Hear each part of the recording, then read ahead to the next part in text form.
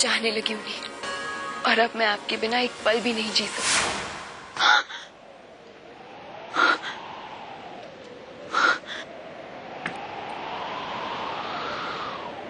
करण के साथ वो औरत कौन थी?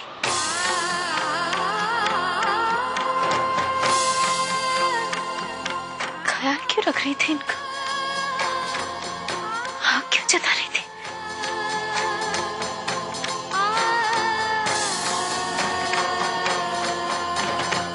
कहीं उनकी जिंदगी में कोई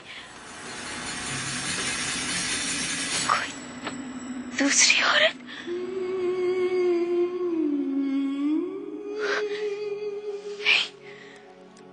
नहीं, हम भी क्या पागल की तरह सोच रहे हैं?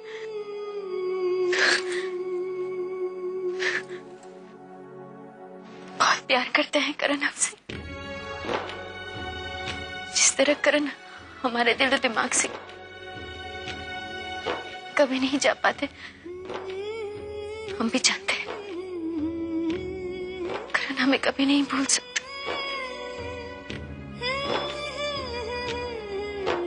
बस वो जहां भी हो, जैसे भी हो, सही सलामत हो। हमें और कुछ नहीं चाहिए।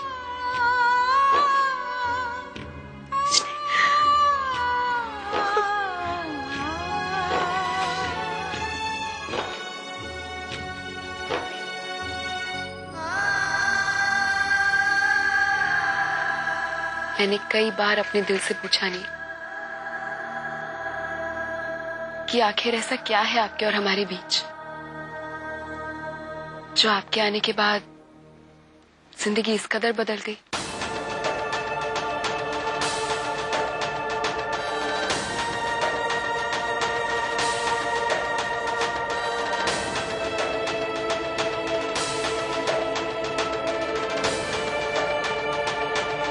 और अब तो ऐसे लगता है नहीं, जैसे जिंदगी एक ही नाम पर आकर ठहर गई। नील,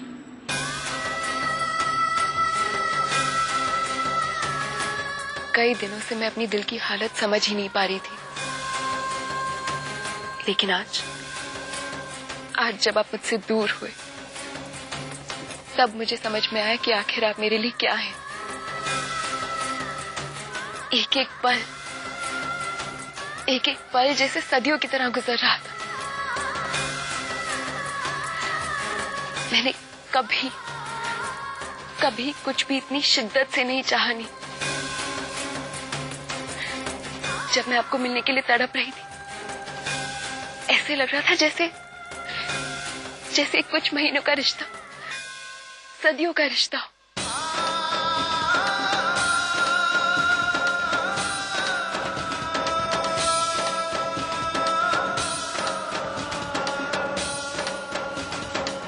नहीं, मैं आपसे कुछ कहना चाहती हूँ।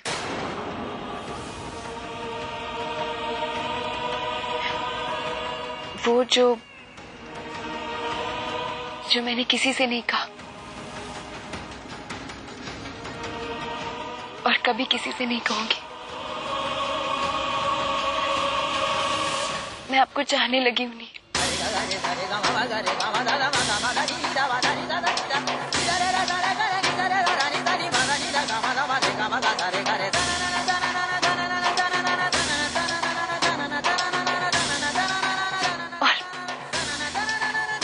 और मैं आपके बिना एक पल भी नहीं रह सकती।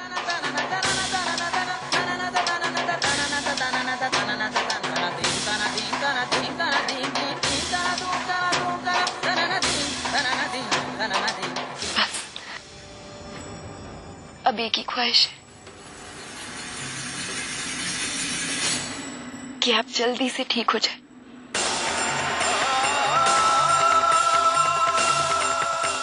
और अपने दिल की बात मुझसे कह सके।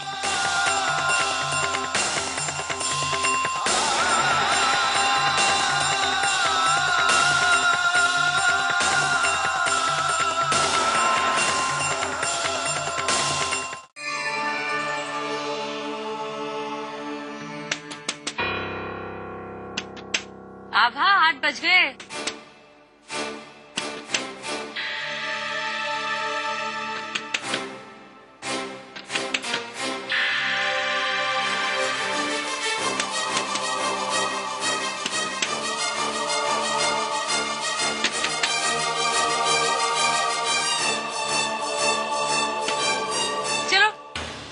पति से जब फुर्सत मिल जाए तो घर वालों पर भी थोड़ा ध्यान दे देना। और कितना सोगी?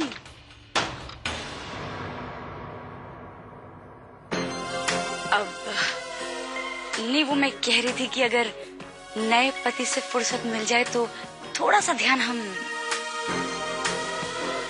वो क्या है ना, माँ बुला रही है। अगर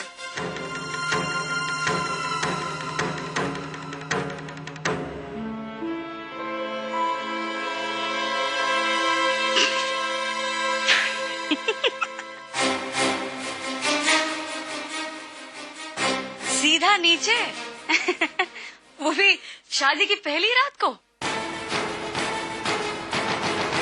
देवर जी गुड मॉर्निंग। आखिर आभा ने आपको आपकी औकात बता दी। डेली सोप की पक्की वैम्प है तू।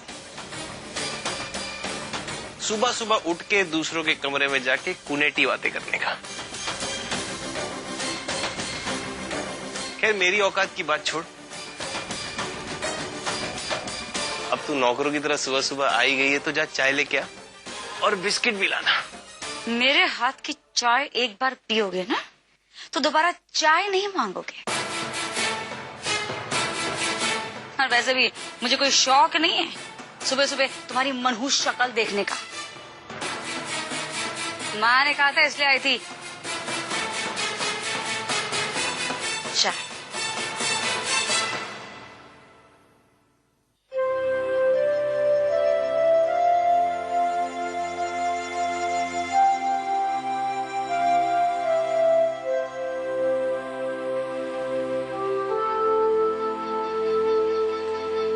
सॉरी, आपको हमारी वजह से बहुत कुछ सुनना पड़ता है। मेरी फिक्र मत कर तू। इस शैली वैली जैसे लोगों की बातों से मुझे साला कोई फर्क नहीं पड़ता। मोटी चमड़ी का हूं ना। और वैसे भी तूने साला कभी सुना है कि बबूल के पेड़ पे मीठे फल उगे हों? नहीं ना। क्या छोड़, वो टॉवल है क्या? हाँ।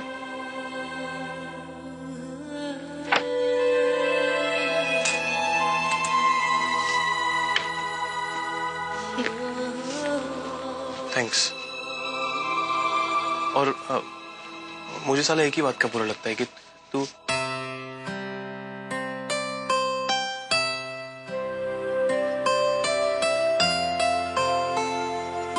छोड़।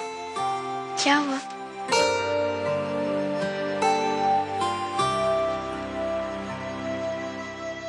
तुम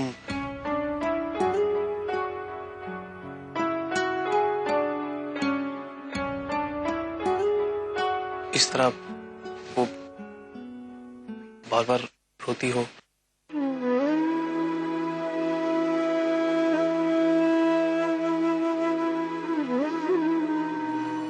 मेरा मतलब है कि करण भी होता तो उसको अच्छा नहीं लगता ना कि उसकी आभर होती है ऐसे।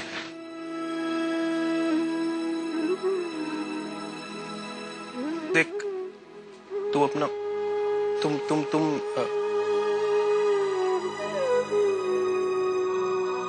टेंशन मत लिया करो ये सब शैली वैली जैसे लोगों की। वो सब मैं देख लूंगा। तुम खुश रहो अपने बच्चे के लिए, करण के लिए। तुम्हारी सेहत सही रहनी चाहिए ना।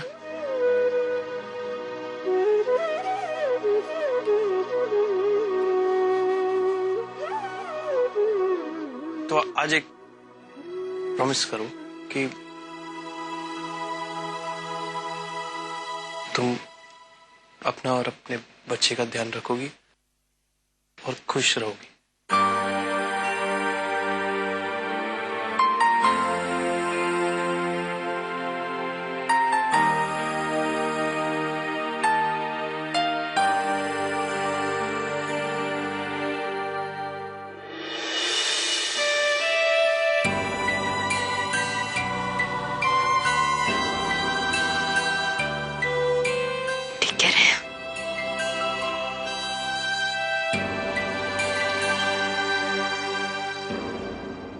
करण जहां कहीं भी है,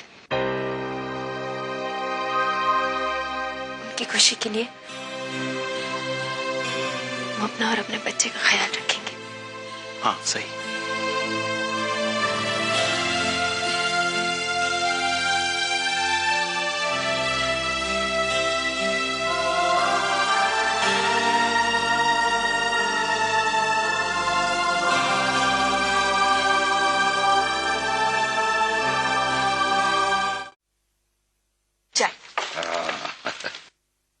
राघव जी, आज की सुबह बहुत ही सुकून भरी है। आभा की जिंदगी में उसका और उसके बच्चे का ख्याल रखने वाला कोई आ गया, वरना उसके भविष्य को लेकर चंद्रप्रभा और हमें बहुत बहुत चिंता थी। ईश्वर की कृपा है कि अब वो अपना पुराना सब कुछ भुलाकर रणछोड़ के साथ अपने नए जीवन की शुरुआत खुशी खुशी करे। आप चिंता मत कीजिए ठाकुर साहब, समय बहुत बड़ा वैद्य है, हर जख्म को भर देता है। आप देखिएगा, आभा एक दिन जरूर सच्चाई को स्वीकार करके जिंदगी में आगे बढ़ने के लिए तैयार हो जाएगी, और ईश्वर ने चाहा तो आभा के जीवन में खुशियां पहले की तरह लौट आएंगी। वाकई राघव, ईश्वर करे बस ऐसा ही हो। अरे आओ प्रकाश। प्रकाश जी। बेटा, आभा को लेवाने कब जा रहे हो तुम? जी पिताजी, बस हम निकल ही रहे हैं। एक अरसा हो गया इस घर की रौनक में शामिल नहीं हुई है वो। अरे क्या पक रहा है भाई? रसोई घर में बड़ी अच्छी खुशबू आ रही। आभा के लिए हलवा बनाने को कहा था ना दीदी ने, जिसने सबके मुंह का स्वाद खराब कर रखा है। उसके लिए बड़े प्यार से हलवा बनाया जा रहा है। क्या बोल रही हैं आप? और नहीं तो क्या, जिसकी खुशी के लिए मम्मी पापा, इनफैक्ट आप सब लोग इतनी कोशिशें कर रहे हैं, उसे तो किसी चीज की परवाह ही नहीं है। शादी के मंडप से जो पागलों की तरह करण भैया को ढूंढने जा सकती है, उससे आप क्या उम्मीद कर सकते हैं कि वो ये शादी को निभाएगी? मेरे एक भैया की तो जान ले ही चुकी है, अब पता नहीं दूसरे के साथ क्या होगा। कनिका जी। खामोश। बहू, जानती नहीं हो तुम क्या किन हालात में हुई है ये शादी? करण को तो अभी भी भुला नहीं सकी है वो, लेकिन सिर्फ अपने परिवार के लोगों की खुशी के लिए, समाज में अपनी इज्जत बनाए रखने के लिए उसने इस शादी के लिए हाँ की है। हाँ ना करती तो क्या करती? रणछोड़ के साथ होटल रूम में घर की इज्जत नीलाम करने के बाद उसके पास कोई चारा भी तो नहीं था। इज्जत? किस इज्जत की बात करती हो तुम? वो जिसे रत्ती भर तमीज नहीं है कि घर के बड़ों से किस तरह से बात की जाती है। आभा के बारे में हमें कुछ समझाने की जरूरत नहीं है लड़की। आभा को हम बहुत अच्छी तरह जानते हैं।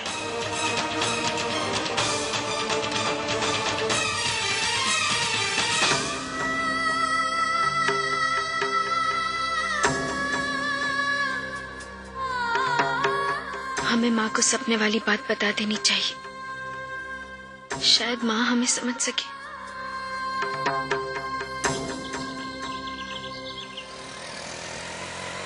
टैक्सी! टैक्सी! टैक्सी! जितना मैं चाहती हूँ कि हम इस शहर से चले जाएं, उतना ही हमें टैक्सी नहीं मिल रही।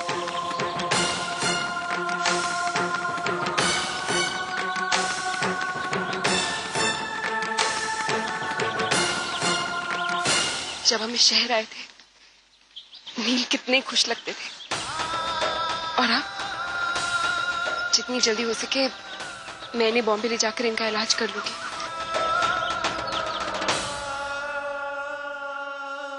आभा, बेटा प्रकाश का फोन आया था, वो तुझे लेने आ रहा है। और अच्छा ही है, कुछ दिन तू वहां रहेगी तो तेरा दिल भी बहल जाएगा। हम कहीं नहीं जाना चाहते माँ। क्या बात है बेटा? क्या? कुछ नहीं। मुझे बता बेटा, तू कोई बात छुपा रही है। बातें इस तरह से दिल में रखने से बोझ बन जाती है।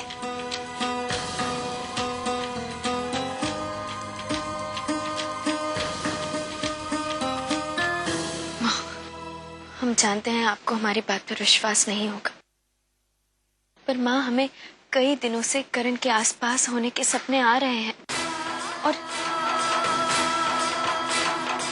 उन सपनों में हमें ऐसा लग रहा है कि करण भी हमसे मिलना चाहते हैं पर मजबूर हैं। माँ, हमें पूरा यकीन है करण आएंगे, इसीलिए हम कहीं नहीं जाना चाहते। हम यहीं उनका इंतजार करेंगे। ये सिर्फ तुम्हारा वहम है आभा, और मुझे लगता है सपने उसी इंसान के आते हैं जिसके बारे में तुम दिन रात सोचती रहती हो। बेटा, जब तक तुम इस सच को मान नहीं लेती कि करण अब इस दुनिया में नहीं,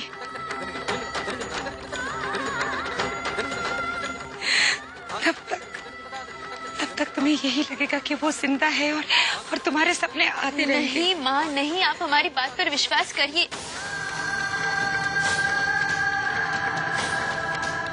टैक्सी! एक मिनट। भैया एयरपोर्ट तक जाएंगे क्या?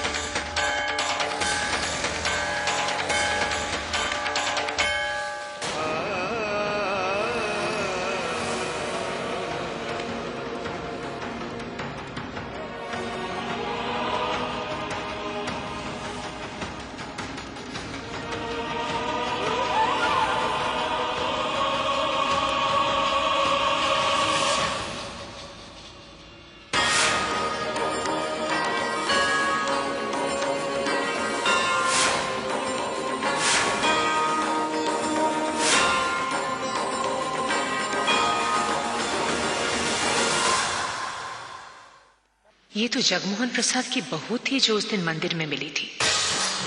मतलब इसी को ढूंढने गई थी वो उस दिन।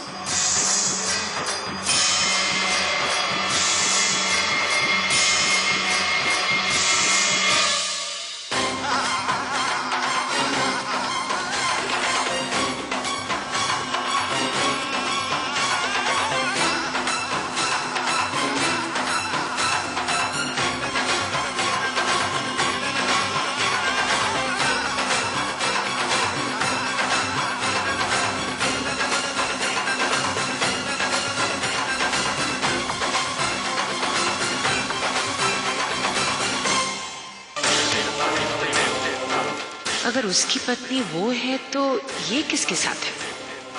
मुझे जाकर उसे बताना चाहिए। वो जिसे ढूंढ रही थी वो यही है, इसी शहर।